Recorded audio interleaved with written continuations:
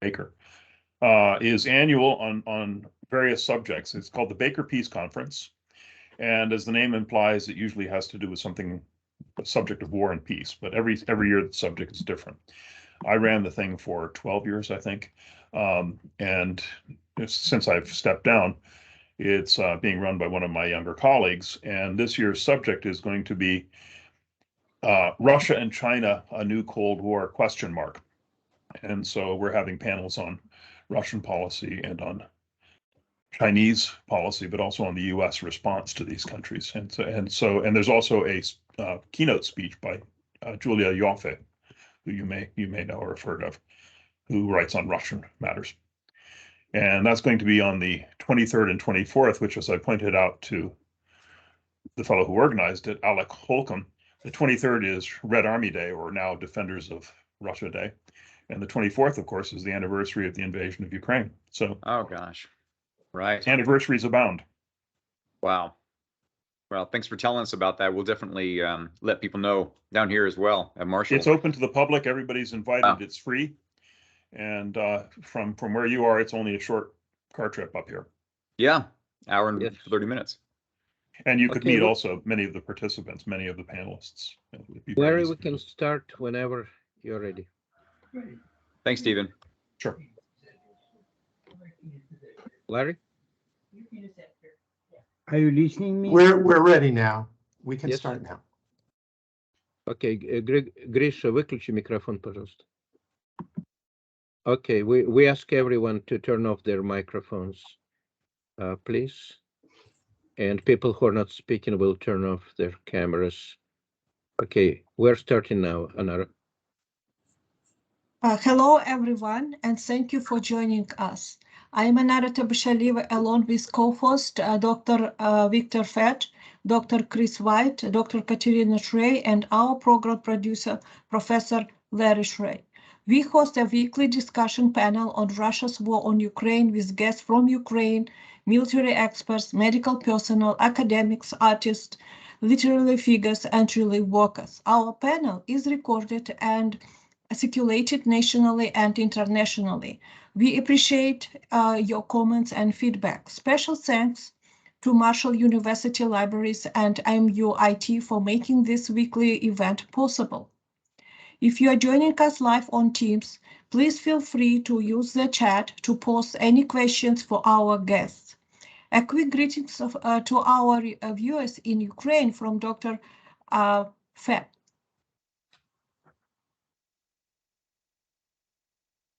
Dear viewers in Ukraine, вітаємо наших слухачів з України глибоким уклоном.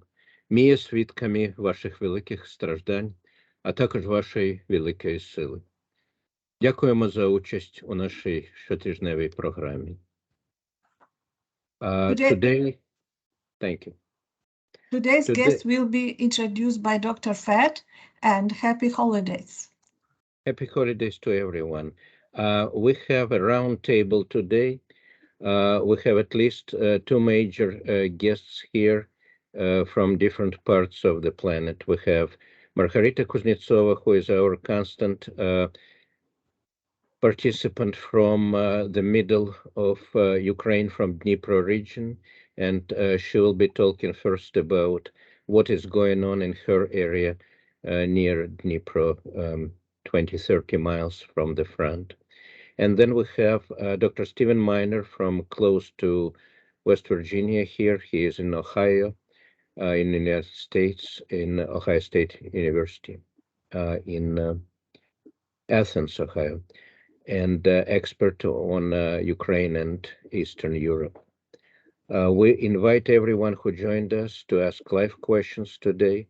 As we conclude this year, we have been here non-stop, and we are not stopping in the new year. This is Ukraine faculty group at Marshall University, West Virginia. We start with giving microphone to Margarita Kuznetsova in Ukraine. We don't have time limit. Please talk to us, Margarita, for 20 minutes or as long as you can. 20-30 minutes или меньше. Okay, no, a few minutes. I have a short report, and I have to thank you. And I'll begin. Good day, dear friends. I'm glad to see you all because during months that we have known each other, you all have become for me as distant relatives. Traditionally, at the end of the year, people sum up and plan the next year. I will try to do it in a few minutes. This year was very scary for we were difficult. It took many lives, men, women, and children. Every day at 9 o'clock, we remember them in a moment of silence. This year taught us to appreciate life even more, gave us new skills and goals that what a person needs in a moment when everything is taken away from him. Everything that he saved, he loved and built. I don't know, but we tried. We tried to help everyone with things, food, medicine, money. We gave them our smiles and kindness. Thanks to your help. A car was sent to the front. Thermal underwear, walkie-talkie, boots, and generators for soldiers. On New Year's Eve, about 50 children received gifts and medicine. Together we do what seems impossible. I thank each of you for contributions of Ukraine. This is the most important desire of every Ukrainian for the new year victory. Thank you for your support and kind words. They are needed because every day I leave home and I don't know if it's coming home. It's like in the movie Apocalypse. I feel like Sarah Connor. I say to my kids, I'll be back. Finally, I want to say we plan to live and we plan to be happy. Of course, the needs for soldiers and people in the winter period is very hard. But we don't give up and we will do everything possible that we can do. My art studio is closed again, but I plan to find a little cheaper one in the new year and continue to work with children who suffered from the war. I thank this year for showing me and giving me real people with a big soul.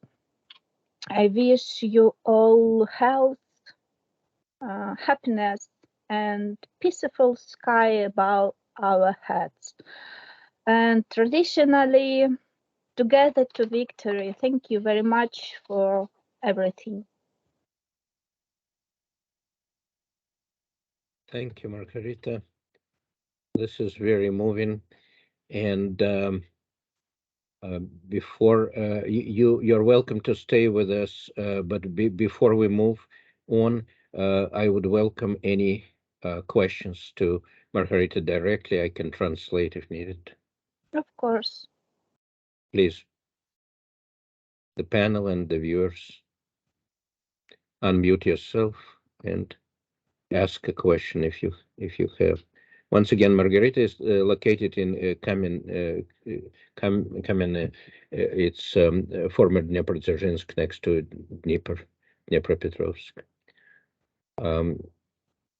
Okay, while you are thinking on your questions, Margarita, remind us, please, напомните нам, сколько у вас детей вообще там в группах, с которыми работаете? How many children you work with and what you do with them? У меня три группы, три разные группы. I have three groups. One group is children from another country, another cities. Second group is children from my region, my children, my students. And the third group is children from the poor families. Бедные семьи, poor families, да, yes. бедных семей. 3 группы, с которыми я работаю. Также мы выезжаем с арт-терапией в другие города, Харьков и ближайшие, где возможно еще проводить арт-терапию как таковую. They're doing art therapy, going to visiting other cities like Kharkov, wherever it's possible to do art therapy. And these are only for children what age? Какого возраста дети? From 5 to 18 years. No, different children. Есть дети с синдромом Дауна, аутисты, много очень разных детей. Да, в принципе, все группы детей задействованы. Есть практика. All kinds of age groups, and there are Down syndrome children and autistic children, and they have a lot of practice with working with those groups. Any questions, please?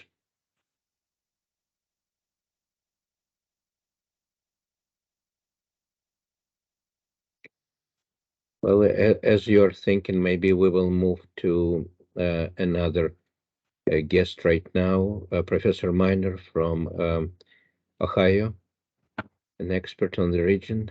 Thank you, Margarita. Please stay with us. Professor Miner, we have improvised roundtable, kind of end of the year comments, whatever you care to tell us. Going back, you were here, I believe, in March. I've been a few times, yeah. Yes. I think in the fall a couple times as well. Yes, too. But as for my comments, one thing that I'm concerned about, this panel's obviously focused on Ukraine defending itself from an aggressive attack by Russia. There is a growing chorus of discontent with American support for Ukraine. I don't share it, but I think we have to understand it and we have to answer. We have to address some of the critiques. And as I see it, there are 3 major critiques of assistance to Ukraine. The first is the sort of leftist, new left critique of aid to Ukraine, which amounts to a critique of, which focuses, I should say, on a critique of Ukraine and its human rights record, but also what kind of Ukraine might emerge after the end of the war, and to what extent was Ukraine drawn into this by American domination of the world economy. So that's one set of critiques. Another is prominent sort of liberal internationalist critique by people like John Mearsheimer and Henry Kissinger, who argue in terms of great power politics and stability. You can even see this with Milley in the General Milley in the Pentagon, arguing that what we have to do is have stability, and that involves agreements between great powers. So some kind of settlement where Russia is brought back into the comedy of nations, so to speak. It focuses on the mistakes that the US has made in particular, but the West Europeans as well, in supposedly pushing NATO to the east and driving Russia to defend itself by this assault on Ukraine. And then the third one, which gets a lot of noise in the media because it is focused on the media, is the sort of nationalist right critique, most typified, I think, by a guy like Tucker Carlson, who has a wide audience, unfortunately, in the United States, but also by magazines like American Greatness, The American Conservative, The Federalist, who question the support of Ukraine from any number of angles. One is that why are we spending money on Ukraine when we aren't defending our own border? Why are we fighting an endless war? Do we really have a quarrel with Russia?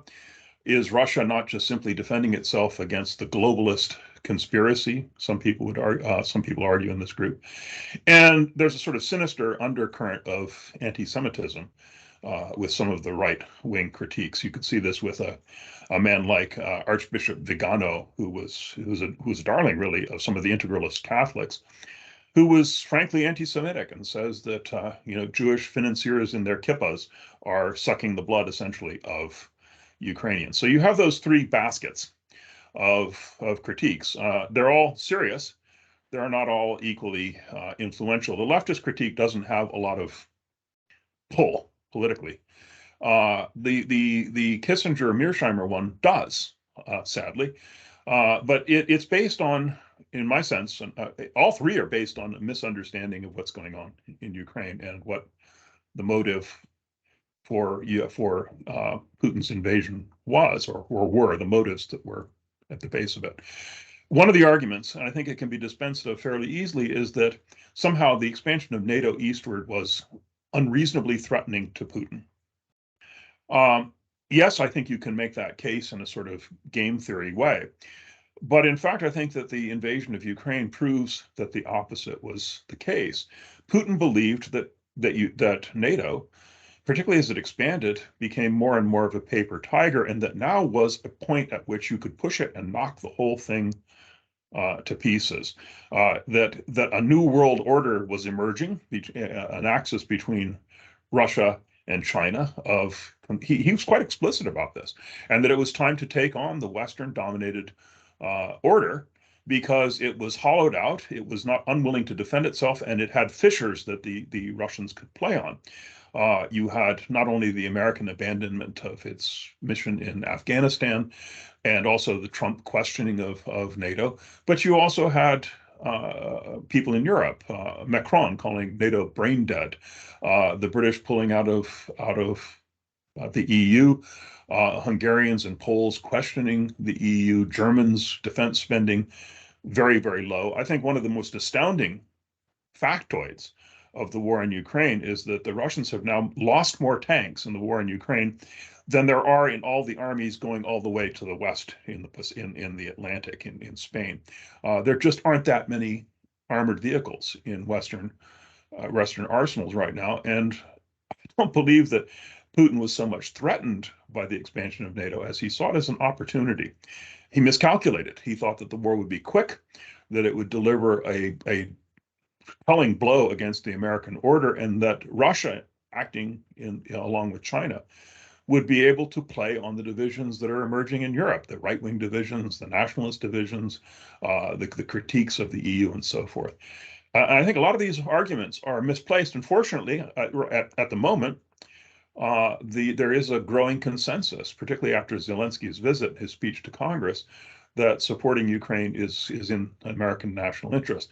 How long that will remain, though, I'm frankly skeptical. That certainly is Mr. Putin's great hope, is that the Western consensus to assist Ukraine will gradually over time dissipate as people move on to other things and get tired of sacrifices and start seeing killing as just being killing without any kind of result. He hopes for a long stalemate, I think, which would test the West's ability to continue to support Ukraine to the extent that it is. It hasn't happened now. The consensus is there, but that doesn't mean it's going to last forever. And the history of particularly American patience in long-term commitments isn't an encouraging one. So those would be my initial thoughts. Well, I really appreciate that. If anybody has any questions for Dr. Miner, then go ahead. I wrote down several myself too, based on what you said. I did too, and this calls for a discussion. Please, Anara. Sorry, I thank you very much for your interesting analysis, and it's very beautiful. I think it's something actually coherent what we can see today. And my question is, what do you think? When and how will this war end? Well, I can always say what I always say. What I'm a historian. Yeah, but knowing the situation, what is your thoughts about when and how? There are possibilities, aren't there? One is that the Russians under Putin will see that the cost has become too great. I don't think that's likely. I don't think that's in Putin's nature. You know, one of the famous anecdotes that he tells about himself is having cornered a rat in Leningrad and having sort of confronted it and chased it down. He doesn't believe in backing off. And I also think that he believes, from all the evidence, that Russia ultimately can't be beaten by Ukraine, that it can't be worn down, and that if it is, he will certainly go under. So I don't see that there's a great deal of inducement on his part to end the war. Another is that the war will be lost despite him, that the Russian economy will tank, and that the Russian people will somehow either rise up or there will be a coup in the Kremlin. I can see that happening, but I don't know. And if there's actually any kind of coup forces assembling against Mr. Putin, they're not making telephone calls and broadcasting that to people in Athens, Ohio. I think I'd be among the last people to know if a coup is being planned.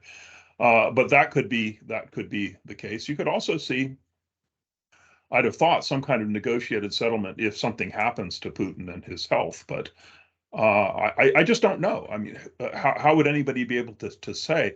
The Putin is funny in the sense that previous Russian leaders have had to deal with some manner of consensus, not Stalin necessarily. Stalin was an extreme case, but you have people like Khrushchev, Brezhnev, Gorbachev, who themselves had to build a consensus, at least within the Communist Party, and even under the czars, you had to have some kind of consensus among the ruling elite. Mr. Putin's been in power in 22 years. He is a KGB man, and he spent a good deal of time protecting himself and insulating himself from any kind of pressure. There's not a group of people, like a state council or a party, that could prevail upon Mr. Putin to change. Maybe I'm wrong, but I don't see it. And he is very much the barrier to change, as are the people that he's surrounded himself with.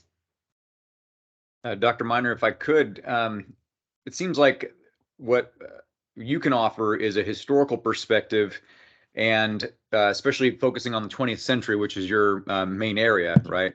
Looking back at the 20th century, I find 3, maybe 4 cases where the Russian leadership either was forced to or decided to back off of a war that wasn't working out very well. I'm sure there's many more, but the ones that come to mind are, of course, when Tsar Nicholas II was overthrown. Of course, that was against his will. And then it took a while before Russia got out of the war, but that was obviously going badly. The second one would be Gorbachev pulling out of Afghanistan, and the third would be Yeltsin's basically withdrawing or stopping the first war in Chechnya. And in the latter 2 cases, it seems like they were kind of more progressive, and that's really not the norm in Russian history. And so, thinking historically, is that kind of comparison fruitful of all in order to understand what would it take for Russia's leaders to stop a war? Let me add. Let me start chronologically and also add a fourth, which is the war against Finland in 1939 to 1940.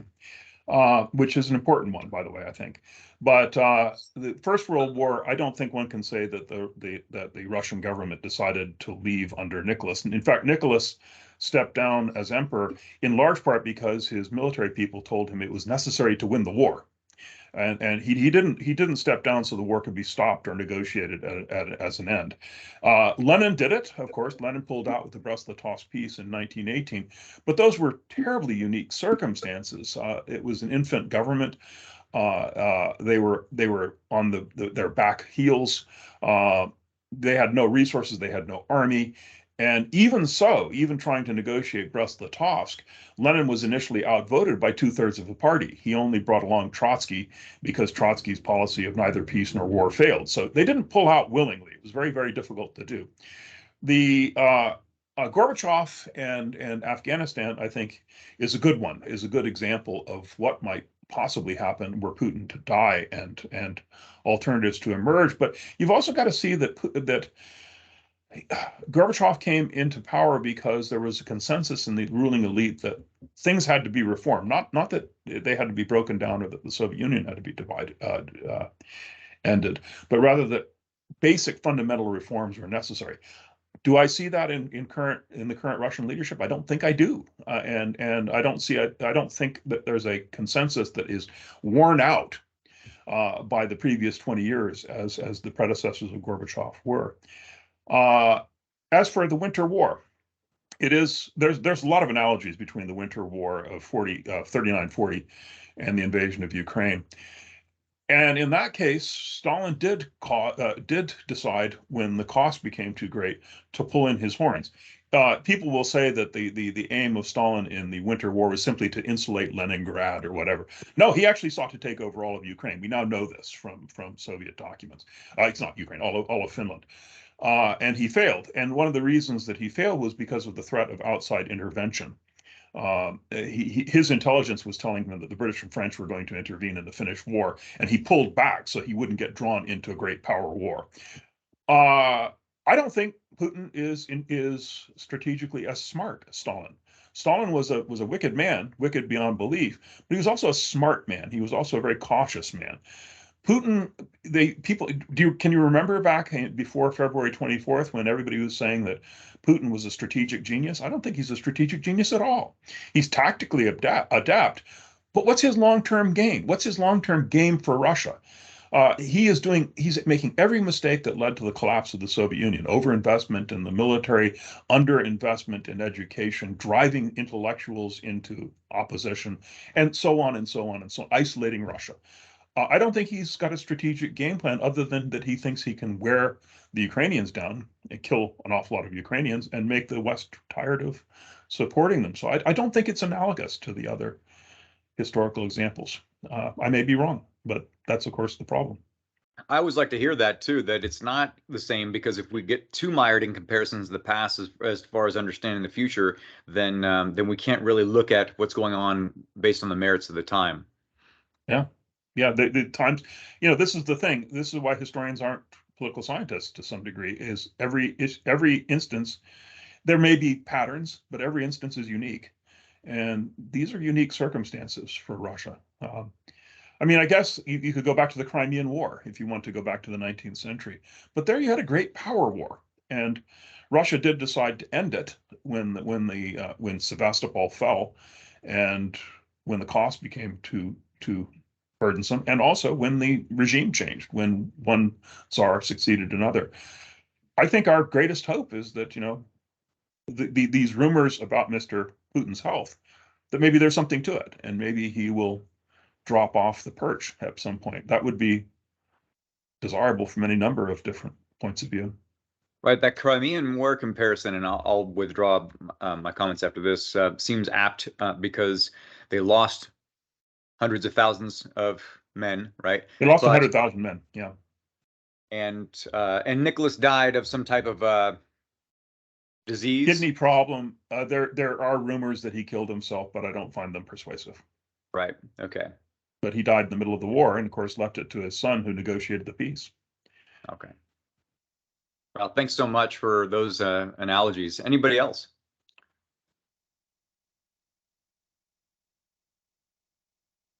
Questions to Dr. Miner, please.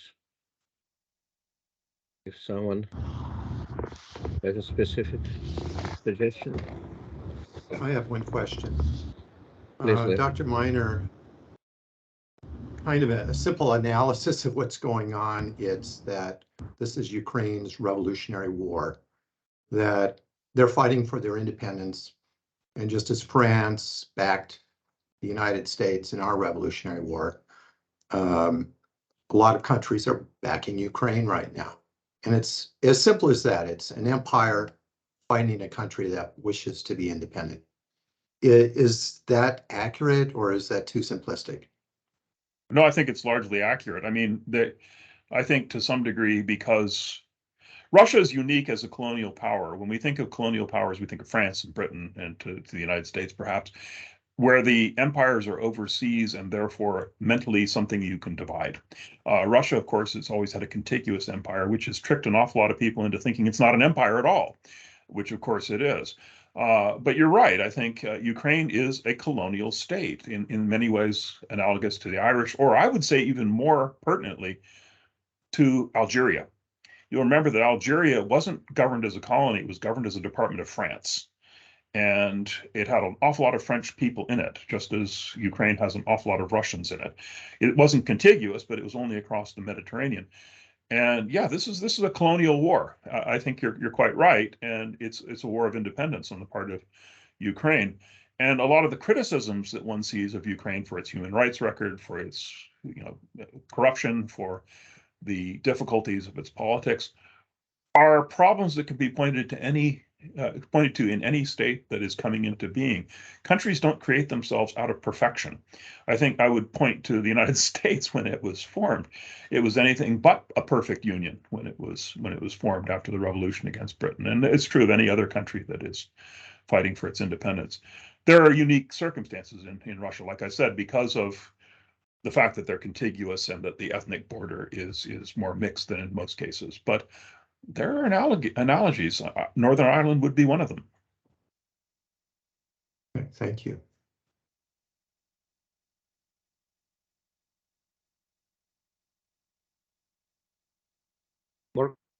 Yes, I've got a few also. I had you on my podcast in March, I think it was, early on in the war. You came on to the Ukraine panel early on and later on in the fall. Has your thinking on this changed over time in the past 10 months? Yes.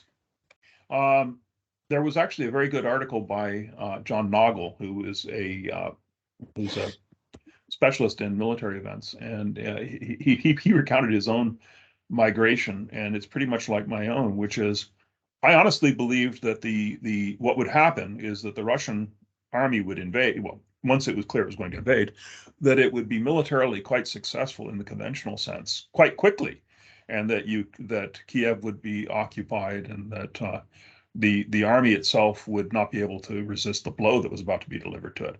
I had underestimated the degree of corruption and inefficiency in the Russian army, and I think that was quite a common failing on the part of people who looked at Russia. I underestimated the extent to which Ukraine had pulled itself together since 2014, since the occupation of Crimea. The occupation of Crimea saw the collapse of any kind of Ukrainian defense, and I wasn't convinced that it had gotten its act together quite as much as it has. I thought that the Ukrainians wouldn't just give up, and that the Ukraine does have a history of resisting the imposition of foreign powers. People don't realize, a lot of people don't realize anyway, that at the end of the Second World War, there were 10 years of guerrilla resistance in West Ukraine. And I thought that if Putin made an attempt to move into West Ukraine, he was going to move into a hornet's nest. I was pleasantly surprised by the Ukrainian resistance. I was pleasantly surprised by the reaction of West European countries, of Germany's pledge, which has yet to be delivered on, of increasing its defense spending, of Finland and of Sweden stepping up and joining NATO. In other words, of all of the dominoes that didn't fall. Putin thought that he had, and I think he had reason to think this, that he could move into Ukraine, have a quick victory, and spread fear and panic in Western Europe and in the United States, and that we would run around like chickens with our heads cut off. I've been very surprised that a lot of those things haven't happened. I guess that's probably the way I've been most greatly surprised. I was also surprised at the effectiveness of Ukrainian counterattacks, the offensive around Kharkiv, and also on the right bank of the Dnipro. I think the military skill that they've shown and the determination is really quite impressive. Even after they stopped the Russians, I kind of expected that Russia would simply grind Ukraine to the point that it couldn't resist. Well, it looks like I should have paid more attention to the Second World War and the effect of assaults on civilians. They aren't to weaken the civilian morale; they actually strengthen the civilian morale. They make it angry and they bring a sort of unity. So yeah, I've changed over time. I think you'd have been an extraordinary person if you'd foreseen everything that happened. I agree. And kind of as a follow-up, it seems like something that's oftentimes absent in these, especially in the media, is the role that geography plays. And I don't know if you intended to do that or not, but your explanation and that answer drew in geography as well. But the people who don't understand the physical and the demographic geography of Ukraine and the surrounding countries too, it'd be hard to understand that. Yeah, West Ukraine is ideal guerrilla country.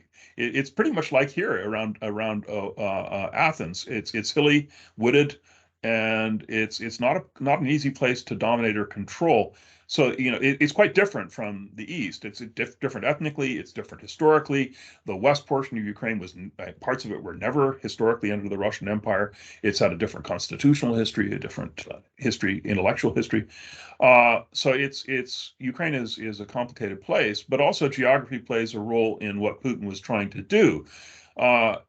Russia became a great power really in Europe under Catherine the Great because of the annexation of Ukraine. The possession of Ukraine puts Russia in control of the north coast of the Black Sea. It puts Russia right at the doorstep of all the Balkans and towards the center of Europe. It also has enormous resources, and Putin's aware of those, even though Americans tend not to be. But it has natural gas resources as well as we know, food and others. So it's a prize. It's a prize worth having if you're an imperialist like Putin is, and trying to recreate the power of the old Soviet state. I mean, people should remember he said what his aim was the ending of the American domination of Europe and the restoration of what had been the Soviet geostrategic space, right? What he calls the Ruski Mir, the Russian world. That Russia should be a great power on a par with the United States, and should have its own sphere, and that sphere should be Central Europe and Eastern Europe. Thanks so much. Geography is a big deal. Thanks so much. Igor, did you have something you wanted to say? Your microphone is off. Igor, please. Excuse me, I have one question. I have Igor Mandel.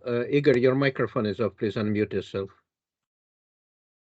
May I ask you one question to one moment, Gregory. The question from Igor, who is speaking, but his microphone is off. Igor, your microphone is off. Okay, while Igor is figuring out, Gregory, please, Gregory. My question to the previous speaker: what is your meaning of Ruski Mir? How do you define this term? How do you define? How do I define it? Yes. It's not a term I use. It's a term that Mr. Putin has used and many of the people around him have used. Okay, and what is your understanding? My understanding of it and the way they've articulated it is to talk about the fringes of Russia itself, where there's substantial populations of Russians, including in places like Kazakhstan, the Baltic states, Ukraine, even I suppose Moldova must have a small Russian population, but not a large one. But I think that's what Putin has said, is that wherever Russian is spoken and wherever Russians are, we have an interest in it, and it's part of our legacy. So it's Russian Federation plus Russian population from former Soviet Union countries. That's been certainly one way you could define it. I don't think it is well defined. If you're asking me to define a concept I don't share, it sort of puts me at a disadvantage. But it's used, yes, it's defined in some ways that way, but it's also, I think, defined in a sense of some mystical concept of the part of the world that Russia ought to have an influence over. Okay, thank you. It's hard to describe a mystical concept, isn't it? Because it neither begins anywhere nor does it end anywhere. Specific. Yeah, yes, this is for our viewers. We're discussing the definition of so-called Russian world, or Ruski Mir, which is undefined, more or less propagandistic concept, implying that the influence of the country, which is now Russian Federation, should spread into many other countries where ethnic Russians or Russian-speaking populations are present, whether they want it or not. By this definition, parts of Brooklyn, New York are definitely exactly. Not to mention Alaska and Northern California. Oh, those less. Those are historical legacy, but new immigrants in Brooklyn probably do not even know that they're included. Thank you. Igor, did you figure out your microphone issue? It's still off. Okay. Anyone, please, August? Yes. While Igor is finding his microphone switch, I'd like to ask the learned professor, whose talk I really enjoyed, what he could say about the complicity of the Russian Orthodox hierarchy in Putin's war? Oh, thank you. Yes. My second book was on the Russian Orthodox Church during the Second World War. One of the things that Mr. Carlson has fastened on is Zelensky's, I won't say outlawing, but restrictions on the Russian Orthodox Church. And Tucker Carlson has fanned that flame to say that Mr. Zelensky is hostile to Christianity. Again, the implication is that here is a Jewish leader that's hostile to Christianity. That's not the case at all. The Russian Orthodox Church has been complicit for a long time in Soviet and now in Russian imperialism. One reason for this lies in the renovation of the resurrection, I should say, of the church in 1943 by Stalin. Stalin brought the church back not because he was trying to placate Russian believers, but rather as an occupation policy as the Red Army moved into what had been occupied by the Germans, Ukraine, the Baltic states, elsewhere, where there were sizable Orthodox populations.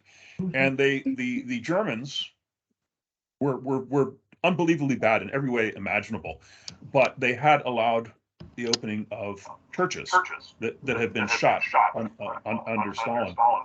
There's some kind of feedback. I see, Igor, you finally got your microphone working.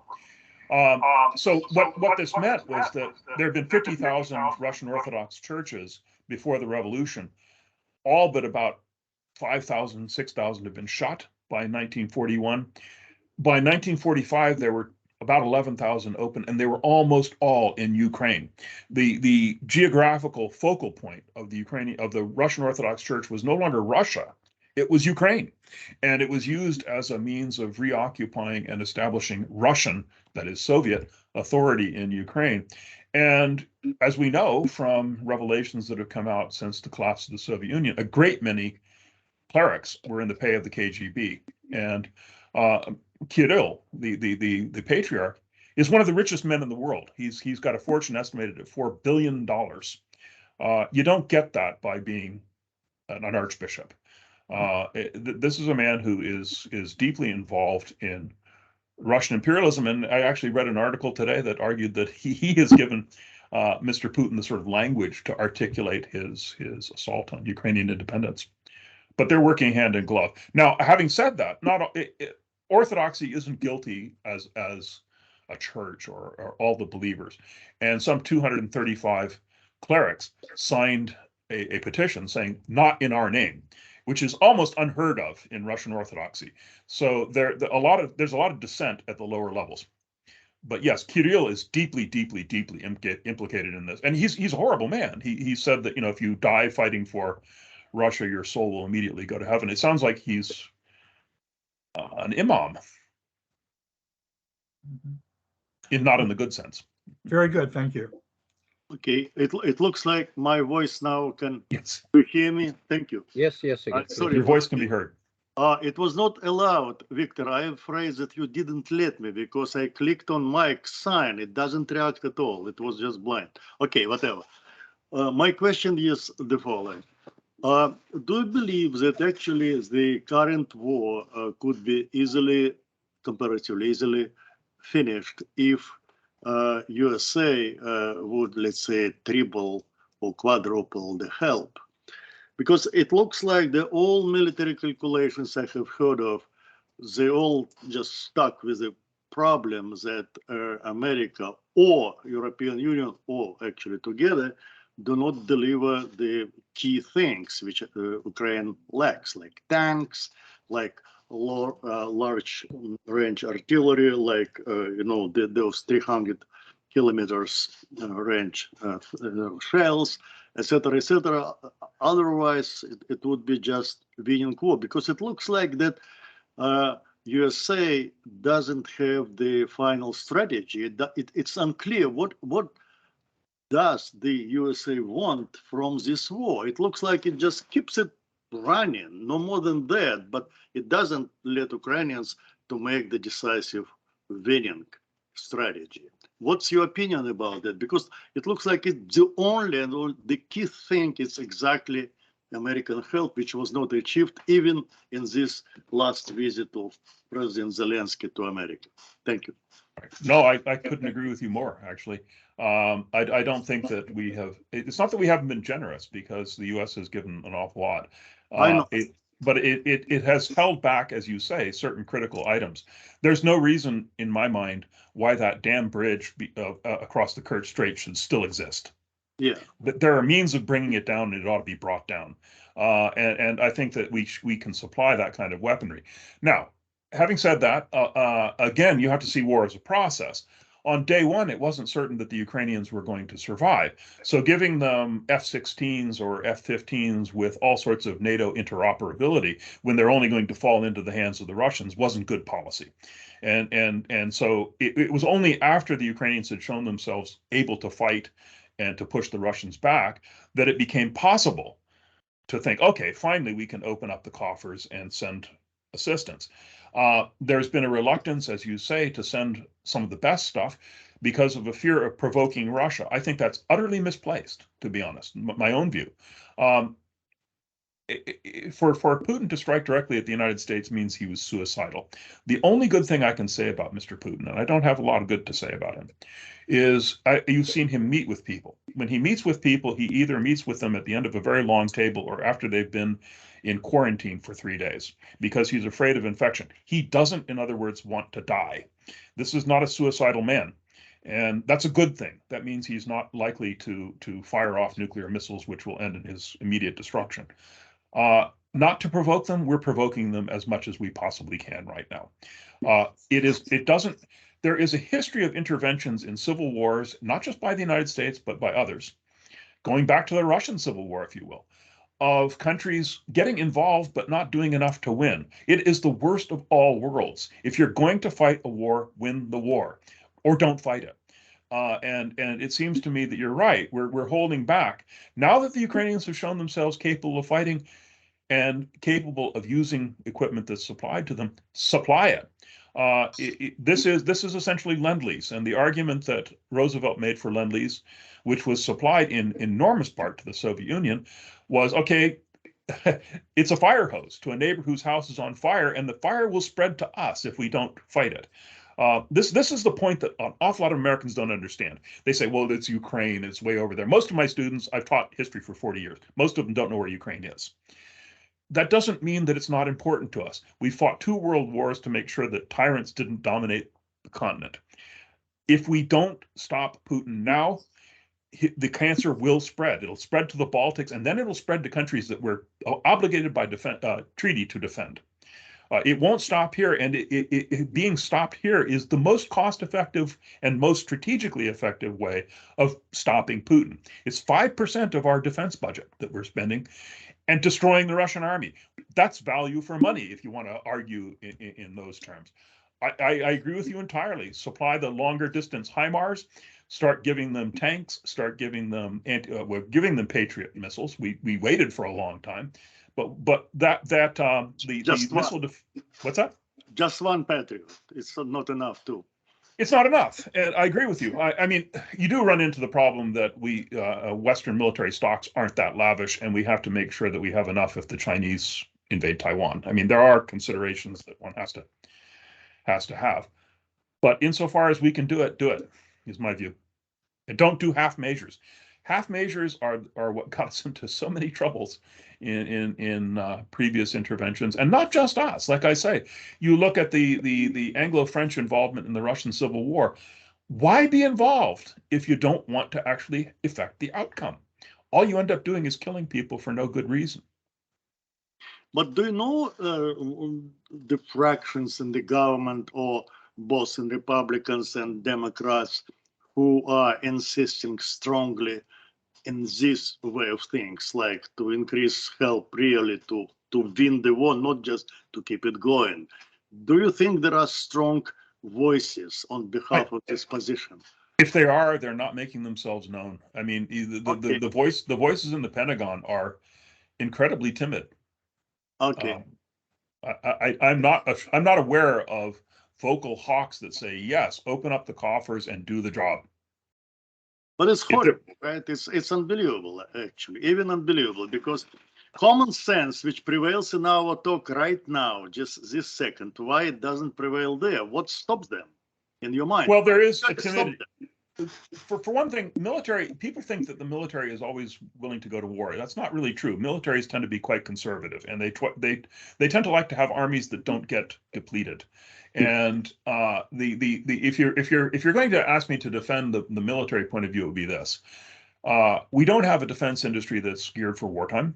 We're sending more artillery shells and munitions to Ukraine than we produce. In other words, it's a finite amount of stuff. We would have to gear up for wartime production in order to provide more. If you're General Milley and you're sitting in the Pentagon, you're not just looking at Ukraine, you're also looking at Taiwan and the Pacific, where we are undermanned and where we're not spending enough on other things like ships and so forth. And there's no will in the United States to go whole hog and sort of have a wartime economy. There's just none. Yes, they increased the budget for the military, but not by a dramatic amount. So they will say, look, it's all well and good for you to say we should give them everything, but there's not a whole lot to give. And also we have to hold some for our own interests, which are not those of the Ukrainians. That would be their argument. But you understand that the result would be that this war could be frozen forever. Well, this is it. The critics of the Ukrainian war say America's willing to fight to the last Ukrainian. I don't think that's true.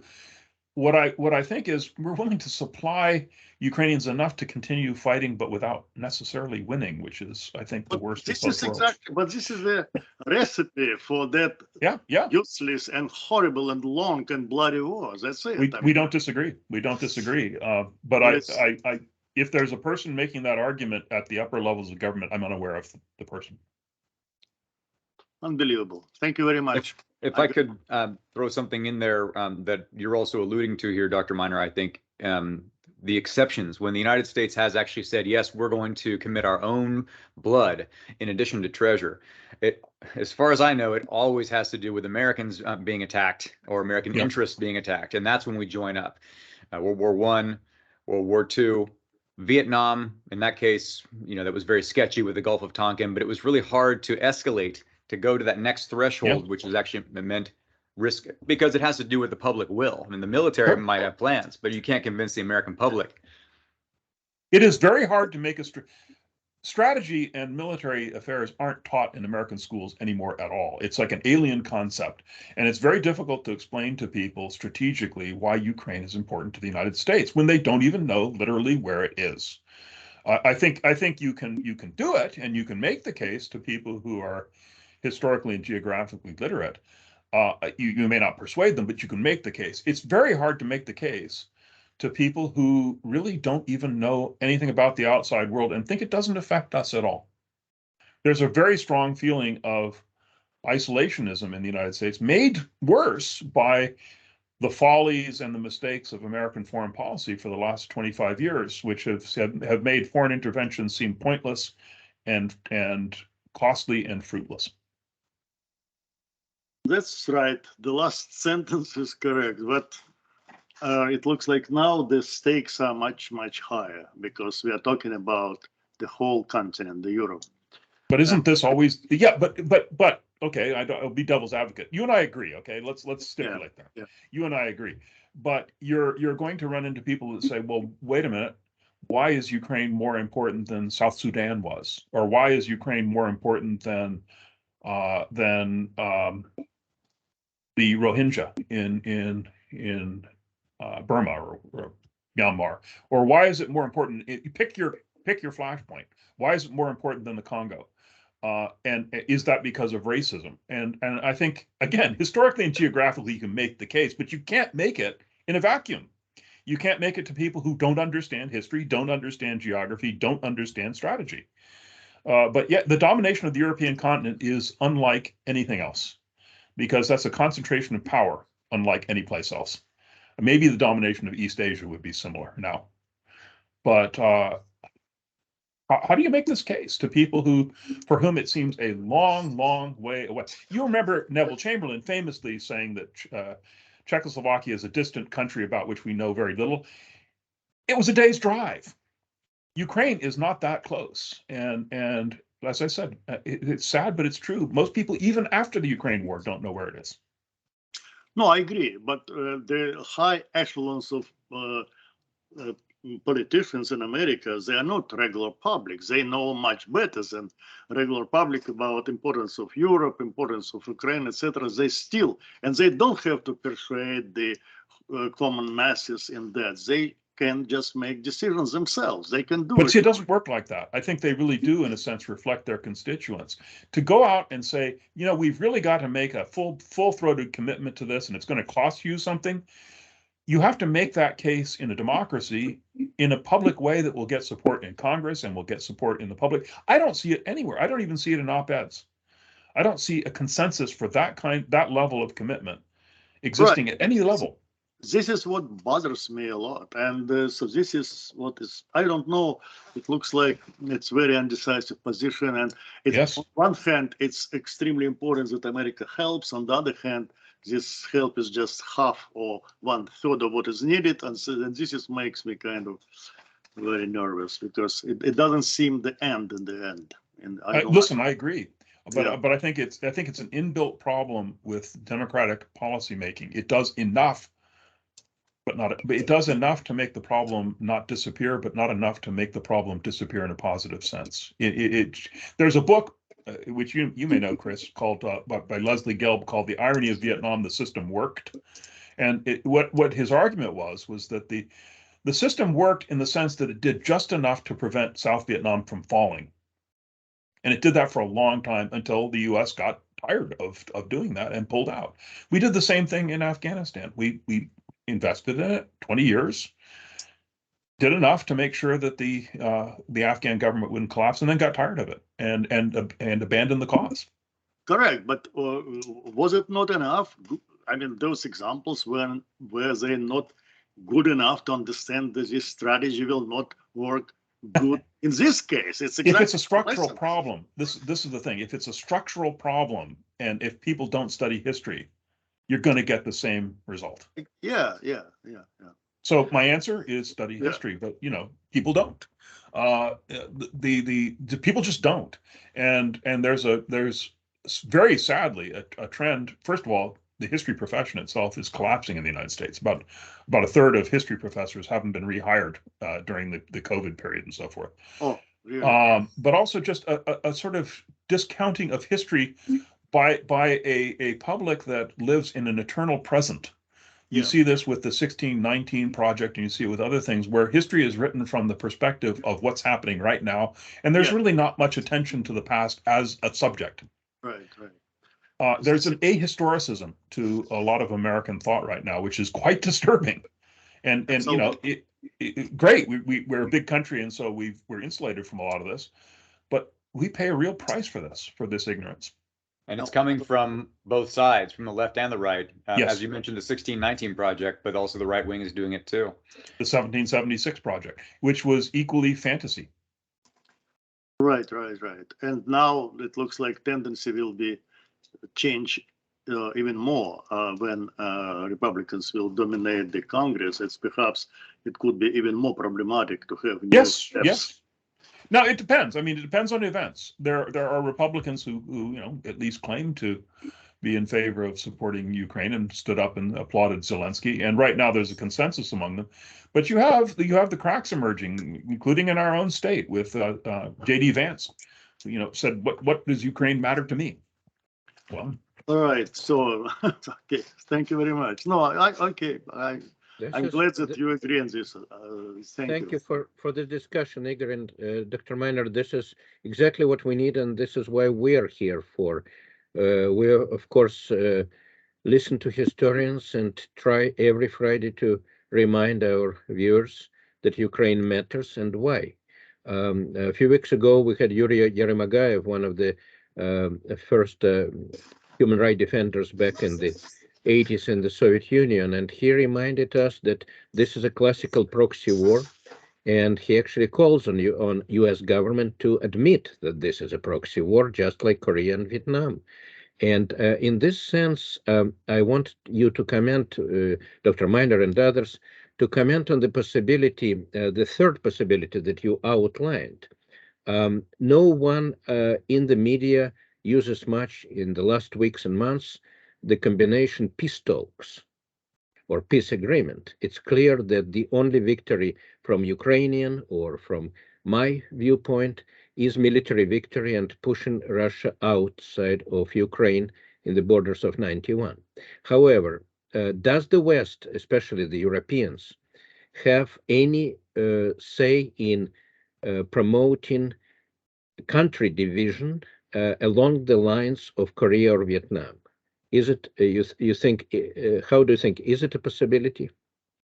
I think it is. I think that you've heard rumblings of that certainly in Germany, but by Macron himself talking about we have to have a negotiated peace. Well, how do you negotiate with Lavrov when he says our unalterable demands are the 4 provinces of Ukraine and the denazification of Ukraine? That doesn't sound like a negotiating position to me. And when you're claiming 4 territories, none of which, by the way, other than Crimea, you're in possession of, in full possession of. So they're actually claiming territory they don't yet control, and saying that the Russian army will deal with this. And on the Ukrainian side, do you really think the Russians are going to sit down if the predicate to sitting down is putting Putin on trial? Now that may be a negotiating position, and I may be sympathetic to it. But right now, I just don't see the stuff of some kind of compromise. And any compromise, to me, and I think to you, suggests that Ukraine gives something up. Well, what should it give up? Just how much of its territory should it give up? And why? What's the argument in favor of this? To assuage Putin's ego? What's the point here? To make peace, obviously, but will it make peace? If you have a leader and a leadership that has made its stated intention the destruction of Ukraine, which he says isn't even a country, then a peace treaty with him is an armistice. It's not a peace treaty.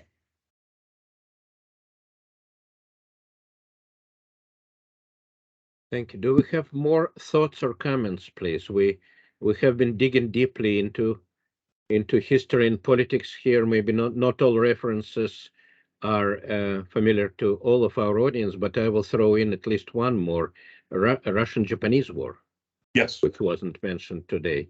This was one of the last adventurous movements of Tsarist government in 1904, when they decided that a victory over a backward and underdeveloped nation in the East would be a great boost for their morale. And it was negotiated peace. Yes. It was negotiated when the Russians realized that they weren't that backward and that they could inflict a good deal of damage. But what forced Nicholas's hand, as you well know, was revolution back home. And do you see the basis for that in Russia right now? I just don't see it. No. By the way, that was negotiated by Teddy Roosevelt, who got Yes. a Nobel Prize for negotiating it. So. No such chance now. History kind of exhausted itself, and for all the analogies we have been making today, I personally, as non-historian, as an amateur, but I think that we are entering era which doesn't have analogies, right. Because of a combination of powers and personalities. I agree with you, and I also think that there have been political changes and changes in terms of consciousness and education and communications that have changed the world fundamentally. When you get somebody, Kissinger has, of course, argued for this kind of grand bargain of giving some of Ukraine away. And Kissinger wrote his dissertation on Metternich. Kissinger thinks in terms of great powers making deals at the expense of small countries. Kissinger and Mearsheimer don't have any sense that small countries themselves have security interests, and that these security interests are every bit as serious and maybe more serious than those of a great power like Russia. Is Russia really threatened by a country as small as Ukraine? I don't think so. It says, oh, well, it'll bring missiles closer to the border of Russia. Really? Closer than Estonia? The people who say these things are talking through their hats. We do exist in a period where we recognize that smaller states do and should have security interests of their own and should be able to choose their own future. In fact, even Mr. Putin has said this. He then backs up and attacks Ukraine, but even he said, oh yeah, the Ukrainians ought to be able to choose their own future. Even he pays tribute, if it's only by hypocrisy, to the concept that smaller nations do have rights. And the crowd of the liberal realists of Mearsheimer and Kissinger et al. Don't really believe that small countries have or should have a say. And I don't think, let me stipulate, Ukraine's not a small country. It's the largest country in Europe. It's got a 44 million population, which makes it bigger than Spain. So it's not small. Small compared to Russia. Small compared to Russia, right? The context matters. And if you could articulate a little bit about why you brought up Estonia as some kind of an element of hypocrisy in Putin's points. Well, what I was saying is the argument is somehow Ukraine is uniquely threatening to Russia because it brings missiles closer to Russia's borders. Well, Estonia is closer to St. Petersburg than any part of Ukraine is to any major Russian city. The notion that somehow this is a unique threat to Russia is farcical. In a period of intercontinental ballistic missiles and submarines and aircraft, the difference between having a base in Kiev or having a base in Warsaw isn't that great. And this is just a talking point. And you got to get used to the fact Mr. Putin has all sorts of talking points, doesn't he? If he's talking to one crowd, he stresses that this is the Western gay agenda. If he's talking to another crowd, he says we're defending Russian spirituality. If he talks to another crowd, he says it's NATO. He'll say anything. It's a sort of a postmodern war in order to make his case. But you don't have to believe everything he says. Believe the things that he says consistently. And what he said consistently is he wants to overturn the existing Western order. And that involves us. And the Estonia point you're making is because they're already part of NATO. Yeah, they're part of NATO, right. Exactly. Right. So but also they have a very substantial Russian minority. And that's part of the Ruski Mir. And Putin has made that quite clear. And if Ukraine were to fall or we were to lose patience and let it go, can you really believe that Estonia wouldn't be in the gun sights? Right. Of course, or any of the other Baltics. Yeah, exactly. I wanted to also recognize that one of our previous presenters, Patrick McGinley, professor of law from WVU, has joined us. I'm not sure if he's available to talk, but wanted to see if he wanted to add anything or ask any questions.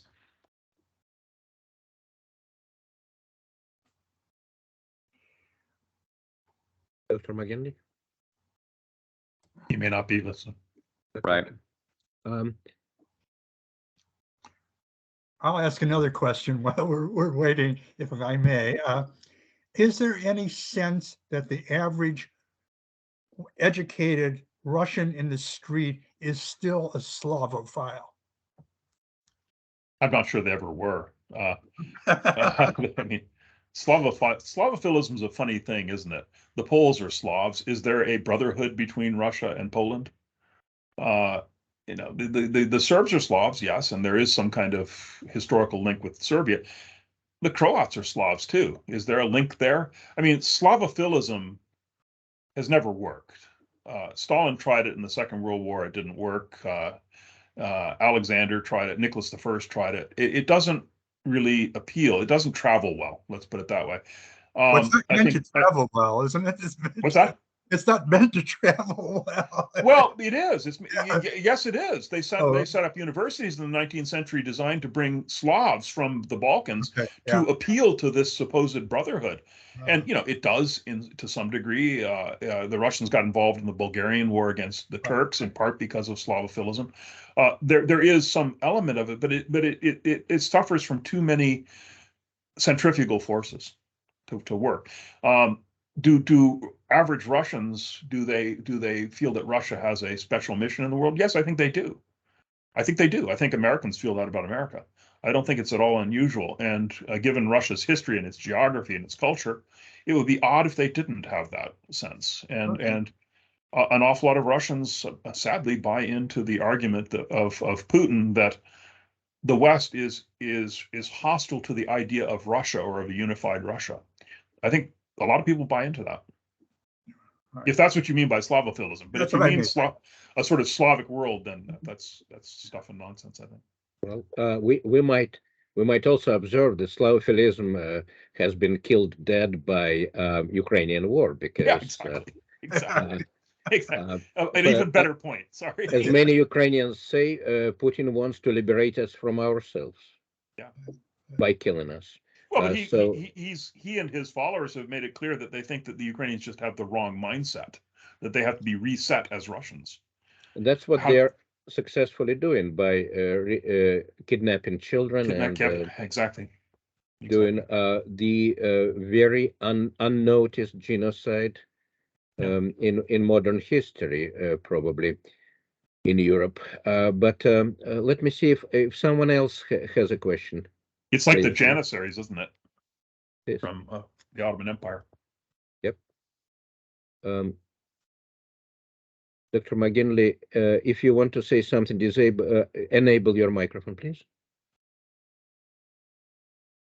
Otherwise, we have few guests who have not asked any questions. Looks like Dr. Miner is available still to give us this fascinating details. Again, we realize that not everyone knows all the references. Slavophilism was 19th century, very late romantic movement to unify all Slavic nations. From the point of Russian Empire, of course, not from the point of Poles or Czechs or Serbs. I'm afraid I'm late 19th century myself. Many are, including Henry Kissinger, who probably is from the beginning of 19th century. 100 years old. Dr. Miner said, yeah, 100 years old now. But let me ask once more. Igor already touched on this. We do not have any end game in mind, but it looks like no one has an end game in mind except Ukraine. I think Mr. Putin has an end game in mind. If he has, he is not achieving it, does he? No, he's not. No, that's for sure. So are we to assume that this war will follow in a way the path of First World War? A stalemate, with Western help, of course, at least a stalemate, like it was in 1915, 1916. Well, I don't know. I mean, I've said, and I'll say it again, I'm not a futurist, and how would one know? There is a possibility, though. I mean, the Russian army is so badly trained, so badly treated, and has had so many casualties.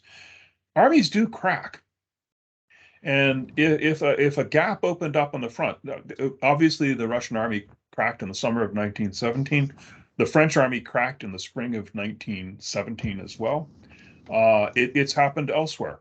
And you can only push people so far. Mr. Putin believes that he can wear down his opponents because Russia has endless suns, and he can pour them into this fight, and he can afford to lose people at a greater rate than his enemies. He may be wrong. And Russia may, the Russian soldiers may desert. I mean, this is not impossible. It happened on a very large scale in 1941, until it became clear that the enemy was so horrific, the Nazis were so horrific that people ceased to surrender. But in the initial stages, there was a sense that, why should we fight this war for Stalin? Armies can crack, and that is a possibility. People discount it as a sort of magical thinking, but there are historical precedents. And you can't fight a war with nothing. Thank you. I think Dr. McGinley is available now. Microphone. Yes, can you hear me? Yes. Yes.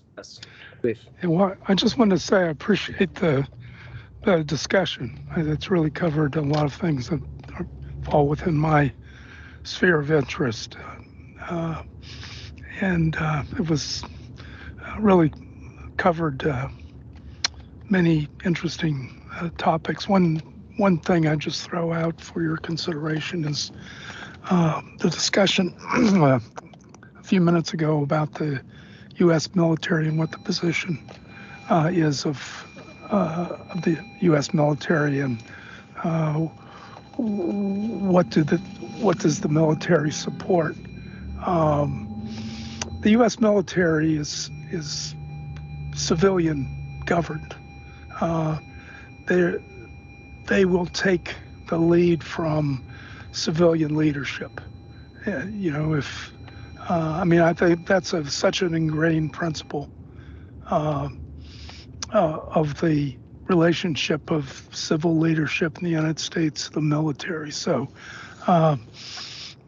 it's just not worth paying attention to what the position of the military is, because their position is what the civilian leadership says it is. And of course, when you have divided government, as we're going to have in a few days in the U.S., that makes the situation more complex.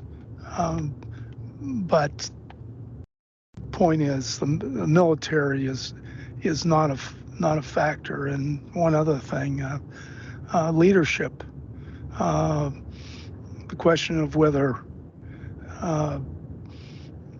the U.S. is just supporting a never-ending war. There has to be leadership so as to make the point to the broader public who have no idea where Ukraine is and don't understand its significance. I mean, strong leadership can move the public, and that's historically, that's, you know, whether the leadership is positive or negative. So I'll just throw those thoughts out. There are many really interesting things you all have said, and I appreciate it.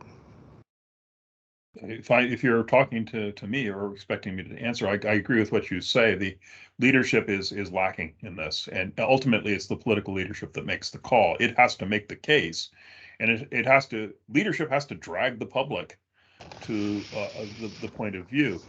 As for the military, I wouldn't say that they have no say. In particular, they present various different possibilities and considerations. And we've had many cases in American history where the civilian leadership has been overawed by the suggestions that the military has made. And as people who have studied bureaucracy can say, a bureaucracy can present a case in such a way that the conclusion is sort of not foreordained, but you lead somebody to a conclusion. And I don't know what General Milley is saying behind the scenes, although he's been quite outspoken about the aims of the war in Ukraine. But if they're saying to the president, look, this is great, we want to support Ukraine, and if that's your policy, we'll do it. But at the same time, you have to be worried about this, this, and this. Presidents will listen to that, because although they make the ultimate call, they also listen to people who know how many rockets it takes and how many tanks it takes and how many artillery shells we produce. So they're not entirely passive. Well, they're not supposed to be passive, but again, the strength of the system, if it worked correctly, is that the civilian leadership makes the decision. It does. The military presents options, and politics, domestic politics, may be the force that moves the final decision, or maybe international politics. There are a variety of things, but all these things are true. And if you were to do a flow chart of how policy flows in the government, that's exactly right. I don't think we have vigorous leadership at the moment. We have an octogenarian president who I don't know has made a strong case for almost anything, really. He's not going to be able to move without support. That's absolutely true. I don't see people supporting him from below either. I don't see anybody. You know, I was asked this earlier, who is articulating this case? Are you aware of anybody that is? Yeah, I think to the extent that the Biden administration is, they're making a case for it. And, you know, in order to be of assistance to Ukraine, they have to have buy-in by the Congress and appropriate this money. What was the last bill was $39 billion. Also true, but a vigorous president can make a case that his party will go along with, that it can be upped. The question was not, do they support Ukraine? They do. The question is, are they supporting Ukraine to the extent that they can win the war or turn the tide? I don't think they do, and I think there's been a sort of cautiousness at the political top, mixed with the military top, where they say we want to fight a war, but we don't want to provoke the Russians too far. And I think it's been caution rather than boldness. But we could disagree on that. I don't really disagree with you, except that ultimately, if a president doesn't have the support that he needs from the Congress, and this Congress was not a Biden Congress. You're making a circular argument. He doesn't have support, so he can't make the decision. He can't make the decision because he doesn't have support. He has to drum up support to some degree, and I don't see him doing it. I don't see him as a vigorous leader. I think a leader makes that decision. Yes. If I try to drum up support, will I be successful? And I think their conclusion is no. We have to go. Well, I haven't seen him try. That may be the judgment based on what he knows. I'm sure it is this judgment. I think I think he would not have the support that he would need, and he's gotten a lot farther with support of Ukraine than we have a difference of opinion. I don't. You think he's done enough? I think that he could make the case more strongly. He has a bully pulpit, and he has not used that as effectively as I'd like to see him use it. We have a disagreement. I'm not sure, but I understand what you're saying, and I think I agree with everything you said. So I don't know. We have disagreement. So I read about 6,500 Abrams in America, the tanks, and none was given to Ukraine. So this is not even about resources, it's only political will.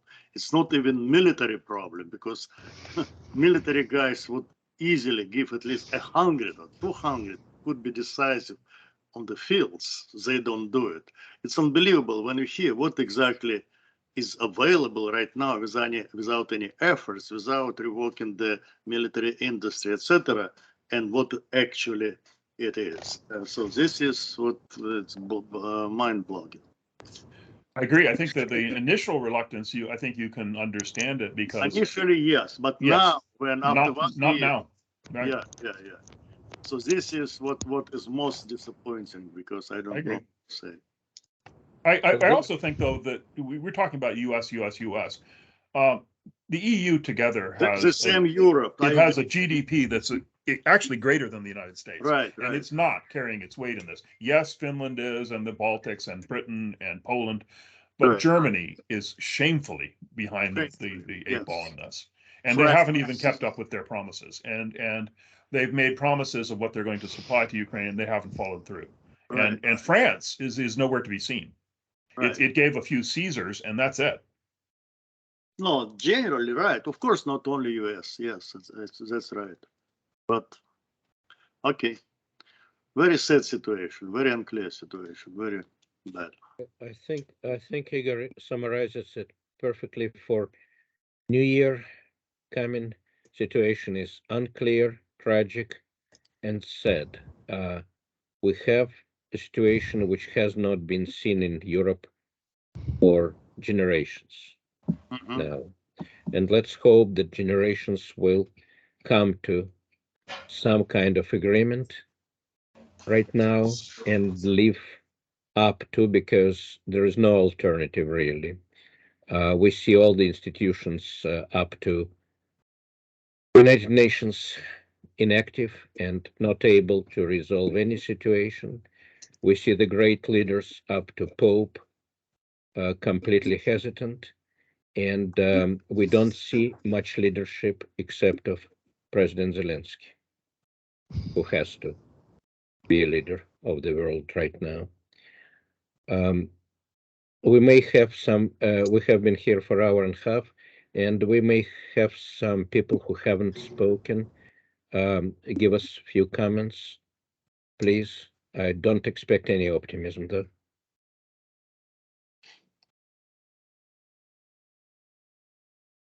Please, our guests or panel. If we have no comments, then we will wish everyone a very happy new year, and considering good to see you again.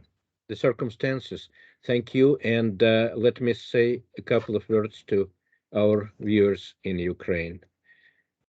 Дорогі брати і сестри в Україні, ми тримаємо вас у наших щоденних думках і молитвах. Нехай милосердний Бог береже вас у своїй опіці. До наступного тижня ми прощаємось. Слава Україні! Героям слава! Слава Україні! Glory to Ukraine, glory to the heroes. See you next week in the year 2023, which we all hope will bring victory to Ukraine. Thank you. Thank you. Thank you. Happy New Dr. Year. Miner, could you